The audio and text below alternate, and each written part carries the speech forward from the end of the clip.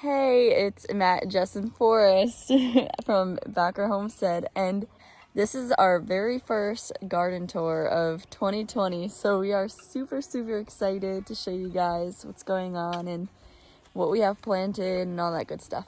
So this year, Matt and I had decided that we were going to extend our garden and put a flower bed in the front to attract more pollinators and stuff like that. So I just wanted to show you guys what I planted.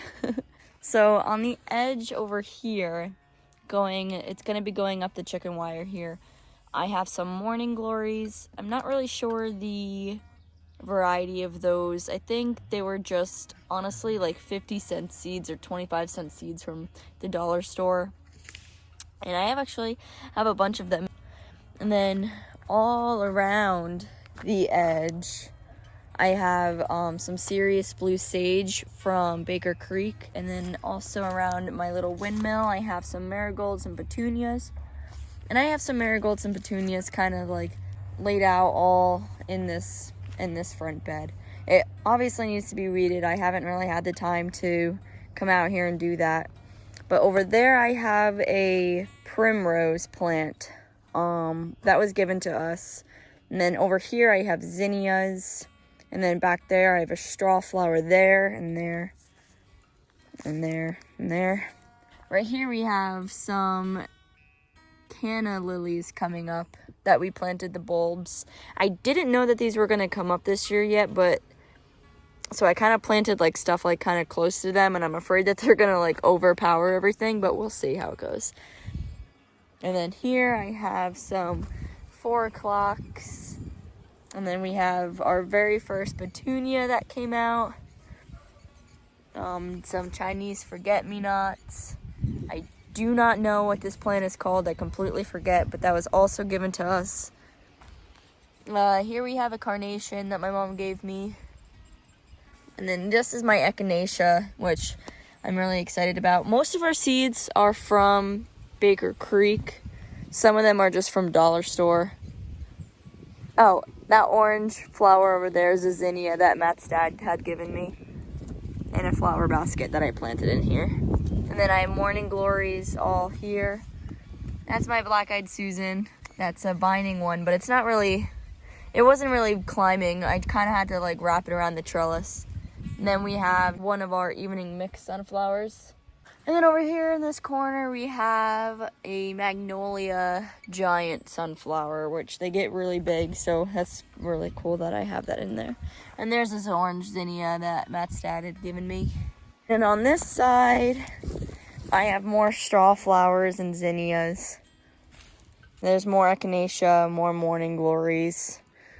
And then my sister had given me, I think, 2 different varieties of strawberries. So I planted them all around here. We have more of those canna lilies. In the corner, we have another sunflower, some petunias and marigolds around this little stump here. Oh, and I planted my feverfew right there. It's really small right now, but it wasn't really growing in the pot, so I decided just to put it in the ground. So hopefully it'll get bigger. We'll give it some fertilizer and stuff like that. So, time to show you the inside of our garden. Hey. You excited?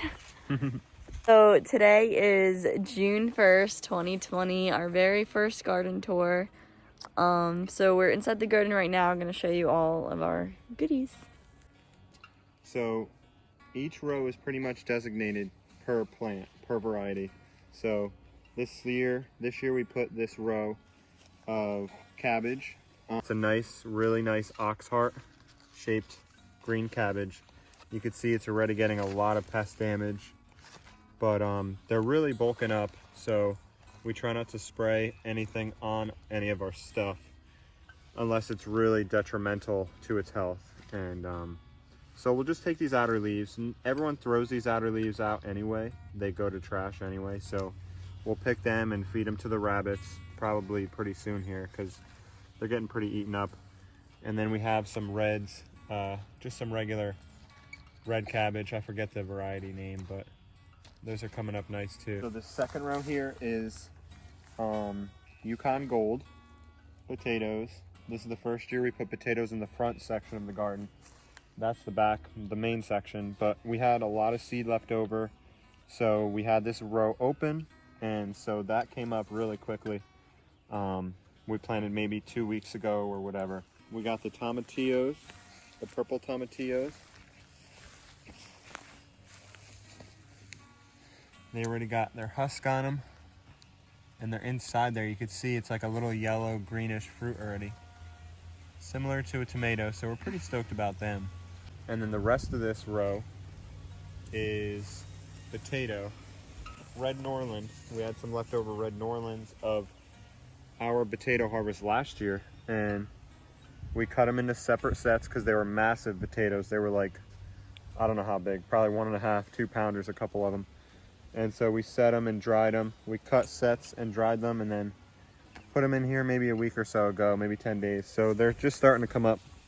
So this whole row coming down here to my left is all yellow squash that we just put in maybe a week ago.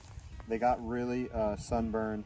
I don't know, we didn't harden them off correctly, and they're very touchy with the sun, with squash and zucchini sometimes. So these yellow squash, I remember last year they were very yellow for a while. So they're coming back. Hopefully most of them do okay. But we just fertilized mostly everything here before. And everything, a lot of them have new growth. So hopefully they'll perk up and they'll just start shooting off like the zucchinis are. So, and then all here, these 3 rows here are peppers.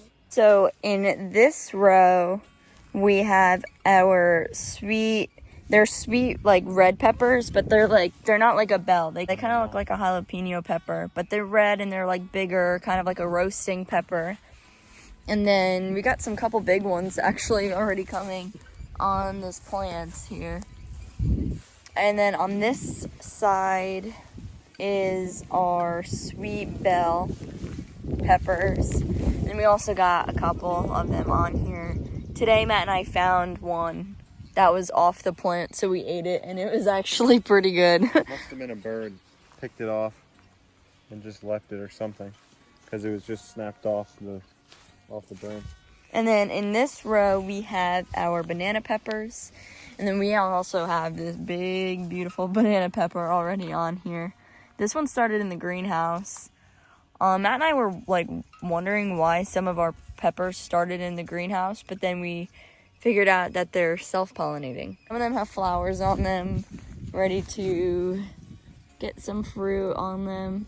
Here we have our bush beans, and Matt's gonna have to tell you the variety. So this front section, about this first 30 to 40% of the row, is purple TP. And I don't think we had this variety. We had the seeds, but we never started them last year. But one really cool thing about this bush type is they set their fruit generally at the top of their foliage, which is pretty incredible. They're very easy to spot and not miss, and they look like they're really doing good here. They're just starting to take off. So those are a purple bush bean, and then over here for the remaining of these big plants here. So these are the dragon tongue bush beans, and these have really good reviews online. So they're very resistant, and they're very productive and have high yields. So we're pretty stoked about it. And they're coming along okay. A lot of stuff is getting eaten by these little beetles we have, but they say they're not too aggressive or in big numbers. So here's the first section of lettuces. We have another section in the back of the garden, but these are really coming up nice. We really haven't harvested much of anything on this section of lettuces here, all in this bed, but we're gonna start because they're just taking off. So these are the romaine type, and it's a really nice leafy green. All of the varieties we had this year are very sweet, not really any kind of bitterness for the most part. And this one's called, I think, Forellenschuls or something. We call it Forellens for short. It's a really nice one. And so we're gonna start harvesting this, and we're gonna start cutting or just picking off the whole top of the heads of lettuce, because they're starting to head up. And if they go too big and it keeps getting warmer and warmer, which it's going to, they're gonna start bolting and going to seed. So we're gonna try and get them as long as we can and keep them, because we really want tomatoes with our lettuce in a salad. So we're gonna try to hold out till hopefully we have ripe tomatoes, maybe mid-July this year. So this here is a Landis Winter, I believe. Just a green leaf lettuce, a butterhead. And this is a really sweet variety. It's really cold hardy, and I really like it. We both really like it. It's very mild, very, very tasty. And they say some zones can actually overwinter that lettuce, which is pretty incredible. So I'm not sure if we could try it, but we'll see. And then this is a really good variety. This is the Flashy Butter. This is also a romaine, I believe. This is similar to the Farellan's, you know, just a very good overall lettuce, very productive. And we haven't really harvested, like we said, here on in this bed. So, you know, we have a bunch to give away, but we've been giving it away to people, family mainly, and we're really happy about how much and how quick it just grew. This here is our scarlet kale. And I really like the scarlet kale. It's so pretty.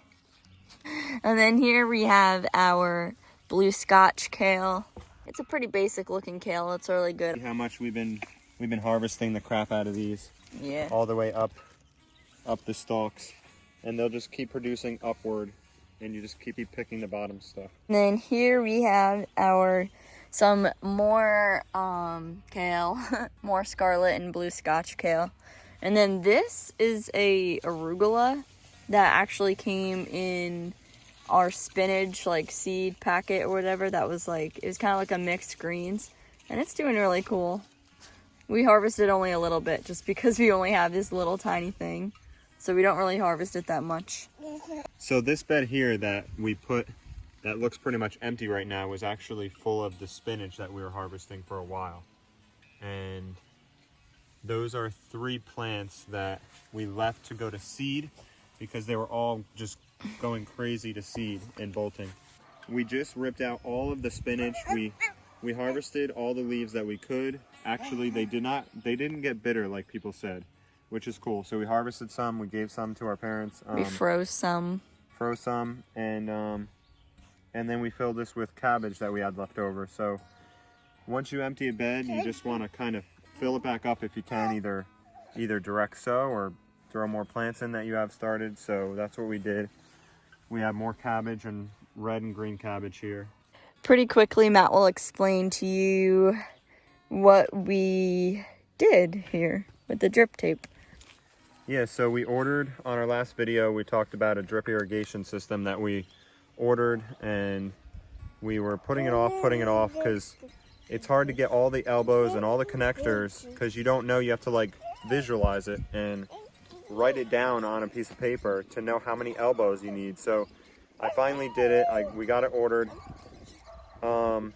So it's mainline tubing. It comes from our hose. It comes down with a regulator, and it's pretty fancy, but it's somewhat basic. But it's going to be a lot better. So this is the mainline poly tubing, and this comes from the hose, from the regulator, and it comes down, and we go through from up there. We put a T to go to the back of the rows, to the whole back of the garden, and then we had the T come this way and down here, as you could see, and then down, kind of zigzagging down towards that end of the garden.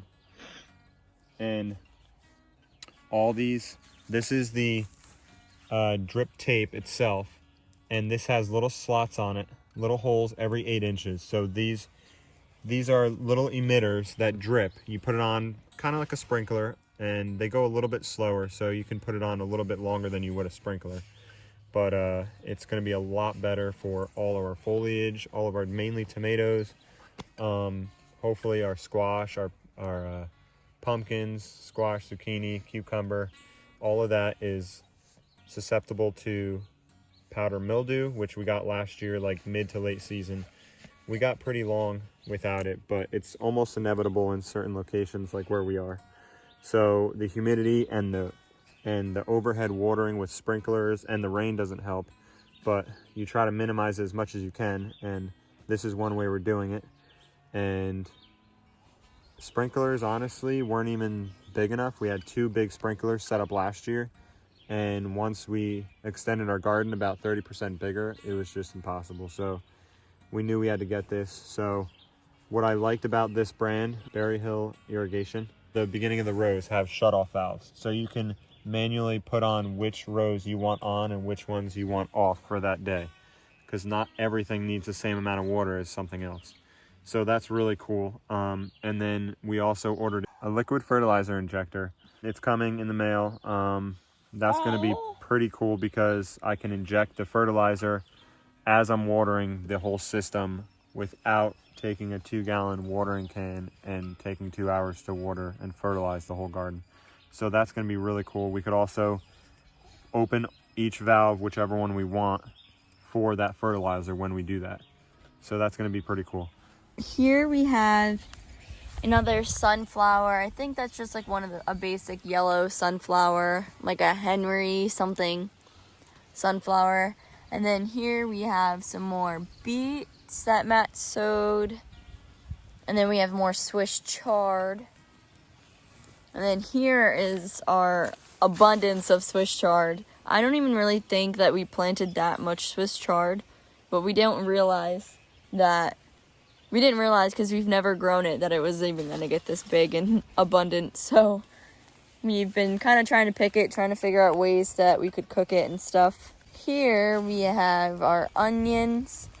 So that's kind of like half and half. This side is the yellow onions.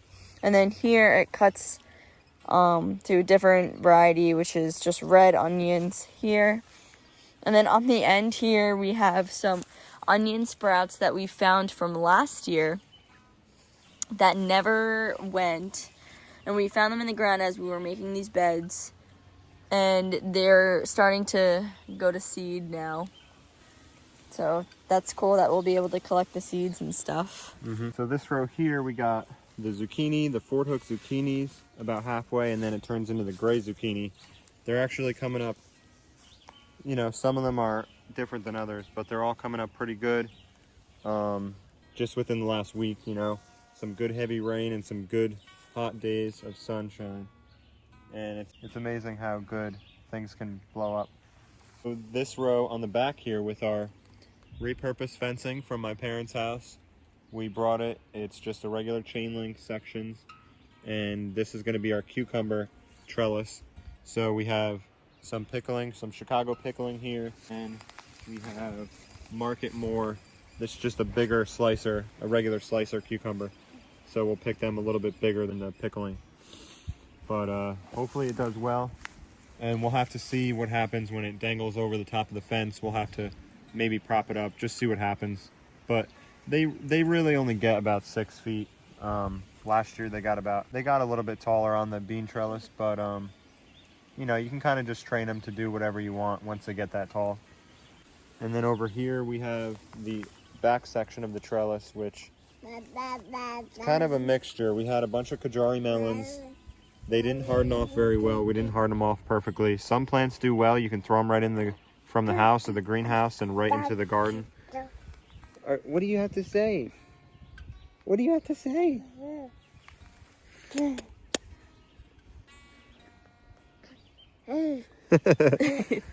So the Kajari melon we were kind of stoked about. We heard a lot of good things about them, but there's only a few that really came back and are alive. About almost half of them are either dead or they don't look very good at all. So, and then this one, so there was 2 that died here, and we put a spaghetti squash because we have no idea where to put them. We got them from Jess's sister, but we're worried about them cross-pollinating, so I wasn't sure where to put them because we have the pumpkins back here and the zucchini right there. So we put one in there, and we have 2 more we have to plant. And we have the pumpkin. These are actually doing good now. They're coming back good.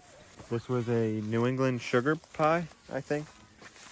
So they don't get real big, and we think we're going to be able to trellis them.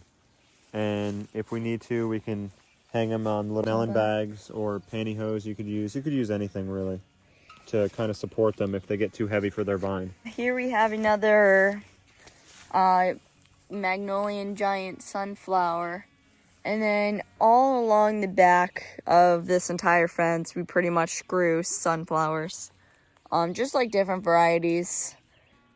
And then over here, we have another one of those Magnolia giants. And then here we have our ornamental hot peppers. We're not really sure how hot they are. We have to look that up again, maybe read some reviews, but they're very small, and I was thinking they'd be good for cooking and stuff, and drying up and stuff. But we'll see what happens. And then this top part is our second spot of our lettuces that are literally so abundant, so big. We're just picking salads every single day. And you can see, like, we've been kind of trying to harvest off the top to cut and come again, so they stay longer and they don't bolt. So we got some more beet seedlings here. Matt and I really like beets, so we have a lot. We Yeah. use beets quite often. Oh, I'm stoked too. Hopefully in another couple weeks we'll get some of these. I think these are the early wonder variety, and you can see they're starting to come together in the roots there. They're not too big yet, but they'll be there in a couple weeks. There's probably some bigger ones in the back there we can't see. And then we actually have a whole mess of variety of these beets. We really didn't know how many varieties of beets there were until we did, and then we pretty much got almost all of them. So we have albino beets right there next to the radishes. So those are pretty much like a white, they almost look like a turnip to me. And then you have a Chioggia beet, it's like a red and white. And then I think we have golden beets in there in the middle, and then Detroit dark red, I think, all in this section. So hopefully it'll last us. And we multi-sowed them. We multi-sowed them in a plug, so there's 1 to 3 plants in each spot that we planted. So one will kind of grow the quickest, and then you just pick the biggest ones, and then the rest of them get bigger and mature as you keep pulling and harvesting. So this will last us through a good chunk of the season. Here we have our radishes that we have been harvesting for quite a while now. We still have some really big ones in there that need to be harvested, but we pretty much just harvest like four to 5 radishes per like salad, and we still have like an overabundance of them. And then here we of course have more beets, and then here we have our turnips. We've never grown a turnip before. Just kind of did a trial run. Yeah, trial run, but they look like they're getting pretty big rooted. So hopefully, I think I read on the seed packet that they're more like of a cold weather crop, but it's just a trial thing. If they end up growing and we really like them, we'll probably end up growing them again in the fall time. And if not, then next year we'll just do it early season. And then here we have another sunflower. In this row we have our eggplant. I'm pretty sure the variety is like Oswald? Yeah, something like that. They kind of have a big fat like teardrop plant. Yeah, I never really liked eggplant, but I'm sure a homegrown eggplant will completely taste different than a store-bought eggplant. Might change your mind. Yeah, hopefully it'll change my mind.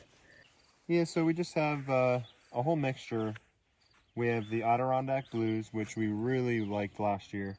Really good, big producers. And then the old trusty Red Norland, which is just your regular standard red fleshed small potato.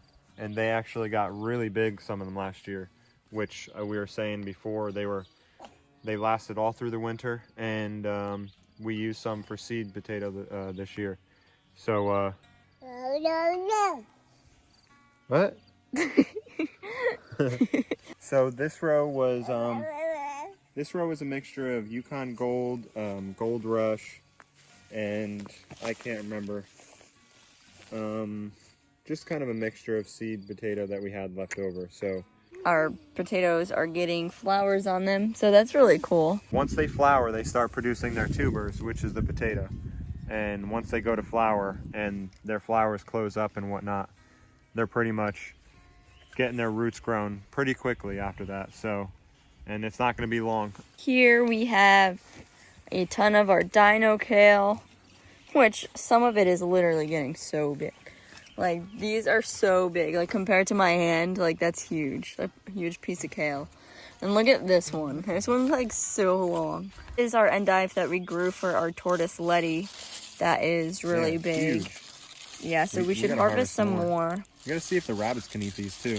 Yeah, I'm sure they can. Then here, we have all of our carrot seeds. I'm not sure the varieties, so maybe Matt knows. I don't know if you know. I'm not sure either. Okay, so it's kind of a surprise. We have, Jess from Roots and Refuge said, if the gift of being a forgetful person is that life is always full of surprises. Oh yeah. So, yeah, she really hit the nail on the head with that one, because Matt and I, well, mainly me, Matt's usually really good at it, but we just don't know the varieties of these carrots. I think we have like Atomic Red.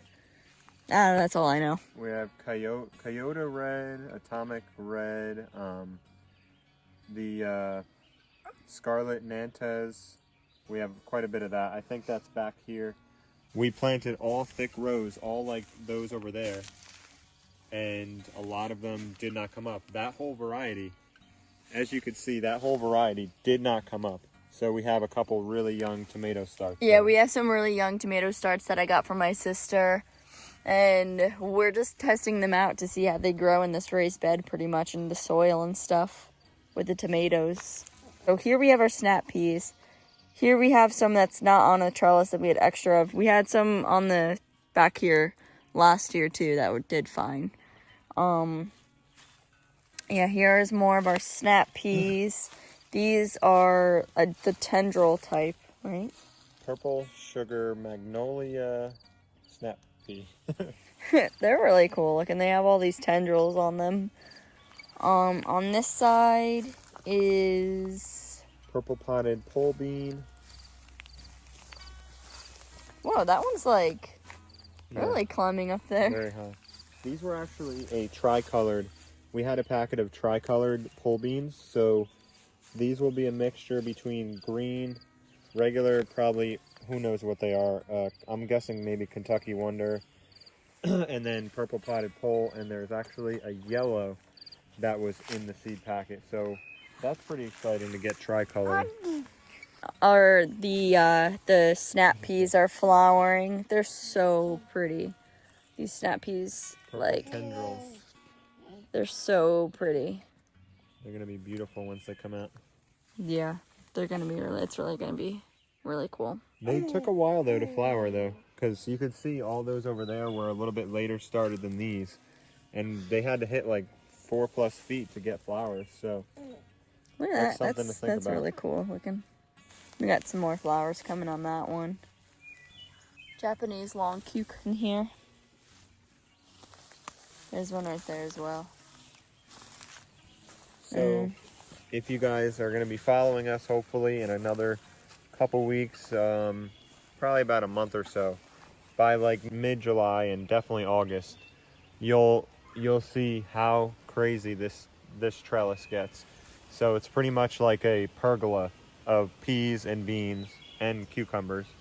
And this, you could see from last year, it's hard to get every vine out, but this whole thing will be just an incredibly beautiful tunnel of foliage and beans all over. And then last but most certainly not least, our tomato plants. Matt knows more of the varieties of where they were planted because he mainly planted them. I wasn't really around when he was planting them. We do have we have some garlic on the end of each of like these little poles here on that side. Planted them in like February. We sowed those garlic cloves. we wish we did them in the fall and we could have harvested them this summer or probably this spring. But we didn't, so we just planted them it's better to be late than never, so we planted them in February. So I'm not sure, they might not split and create a big bulb with separate cloves like people said. So we'll see what happens. Just have a big mishmash of varieties. This is mainly the cherry, like Jess said, this whole row, except the Brad's Atomic grape, but they're a pretty small fruit. And then we kind of get bigger as we go over in the rows. So this was a Red Rosso, like a smaller slicer.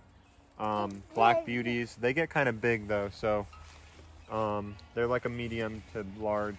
And then there was Paul Robeson up in the second row there. We have, you could see, I can't remember what these are. Maybe a Sunrise Bumblebee or an Isis Candy Cherry, but it's some kind of cherry tomato. We got to start staking them up pretty soon because they're getting fruit sets and they're getting a little bit top heavy. So you could see this is a purple Russian tomato.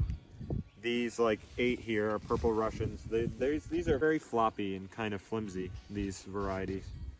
So we'll see what happens, but we got to stake them up soon with our twine.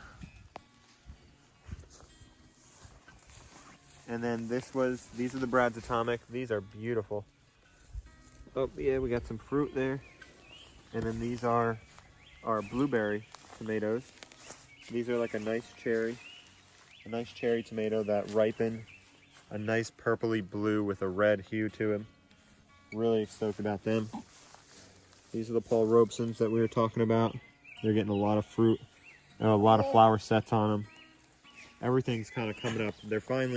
They took a while to transition from those solo cups for a long time that they were in, and they got a little root bound. So it took them a couple weeks to kind of snap out of it once they got in the ground, because we planted two Saturdays ago and today's Monday, so a little over 2 weeks ago. And they finally just bounced back within like the less than week. So these 2 rows are these are spaced a little bit further than the cherries, so these can get a little more room to breathe. These are this is a Aunt Ruby's German green, so these ripen a big beefsteak and it ripens green. I planted marigolds in between these tomatoes too, but I have more started in the greenhouse and I'm going to be putting more next to them. Yeah, so these are a big rainbow. This is also I don't know, maybe 10 plants or whatever. These really came back so nicely. They really look healthy. These were a little bit finicky, if they got a little bit dried out. A lot of the other plants were fine, but this variety in particular did not do well drying out, accidentally drying out a little too much in the cups.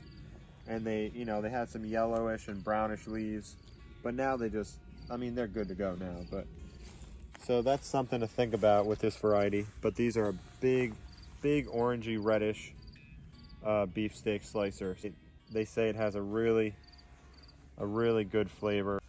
So over here we have the Great White. This is a big white slicer, so that's going to be something cool to see. They say it tastes kind of like a tropical, so that's pretty exciting.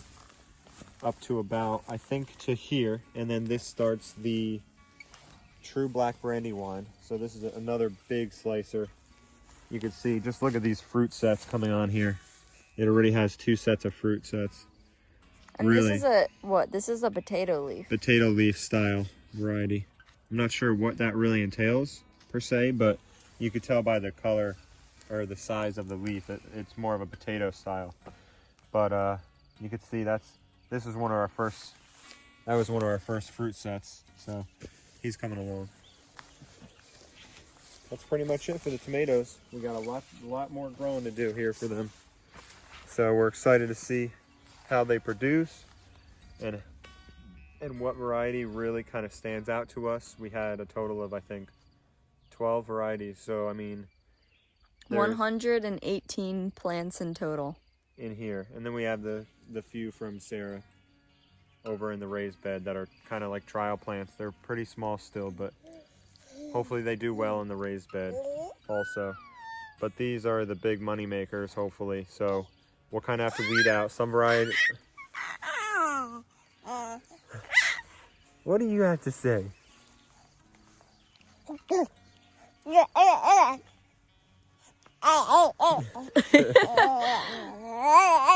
So we're really excited about these tomatoes.